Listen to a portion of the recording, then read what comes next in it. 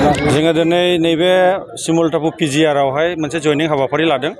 दा बेयावनि जेसेबांबो माइनरिटि आरो बेबायदिनो माखासे राजबंशी हिन्दु फंबाय बिनानावफोर दं आरो बेबायदिनो मुस्लिमफोर दं।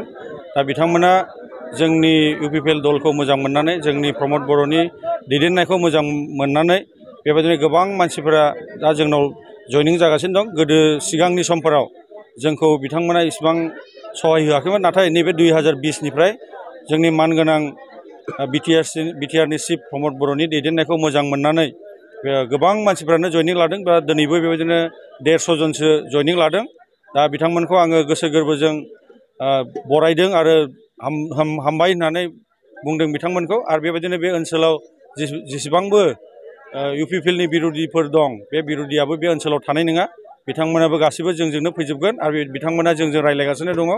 आरो बेबायदिनो बे ओनसोलनि जेसेबांबो समस्याफोर दं, बे समस्याफोरखौ जोंनि मानगोनां प्रमद बर' सारनिसिम जोङो दैथायहरनानै बे ओनसोलनि समस्याफोरखौ जोङो समाधान खालामगोन। आरो दानि फैगोन 2025 मायथाइनि जे सेप्तेम्बर दाननि जे इलेक्सन, बे इलेक्सनाव बिथांमोना ट्रेक्टर छबियावनो भट होनानै गोबां बिबाङाव जोंनि बर'नि बिजाथिखौ देरहाहोगोन होननानै बिथांमोना खोथा होदों। दा बिथांमोनखौ बेनिखायनो आङो हामबाय होनदों। आरो बेबायदिनो बे ओनसोलनि जोंनि जेसेबांबो बिटिआरनि ओनसोलनि जोंनि सुबुंफोरखौ आङो खावलायनो सानो, जिहेथु जोंनि 2020निफ्राय जे दैदेननाय हाबाफारिखौ लानानै दं इउपिपिएलआ, बेबायदि मोजां हाबाफारि दैदेनदों, सान्थियै दैदेनदों। आरो बियो फैगोन समफोरावबो बेनिफ्राय साबसिन जालांगोन, जों बेखौ आसा खालामदों। आरो जोंबो बे ओनसोलफोरखौ मोजां दृष्टि होनानै दैदेनलांगोन। नोंथांखौ बे ओनसोलनि रायजो राजाफ्रा बिजाथि महरै हास्थायदों, बे समाव बे ओनसोलनि रायजो राजाफोरा बिजाथि हिसाबै आंखौ हास्थायदों, नाथाय बेयो आङो हास्थायनायजों जाया बा बिथां रायजोफ्रा हास्थायनायजोंबो जाया।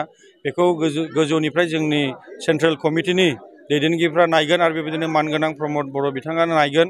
दा बिथांमोननि सायावनो थागोन।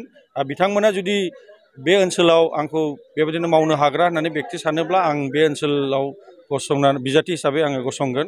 बेवहाय आंहा बुंनांगौ जेबो गैया। नाथाय बे ओनसोलनि गोबां रायजो राजाफोरा आंखौ हामलायदों, बेखौ आंबो मिथिगौ। आरो बिथांमोननि हामलायनाय बादि जुदि बिथांमोना होयोब्ला बेवहाय जों देरहासार जागोन होननानै आं आसा थिदों आरो।